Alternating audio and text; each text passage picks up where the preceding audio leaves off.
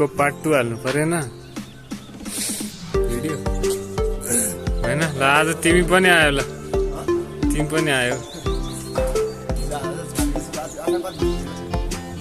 धेरै आउँदैन है सुन 10-12 आउँछ 10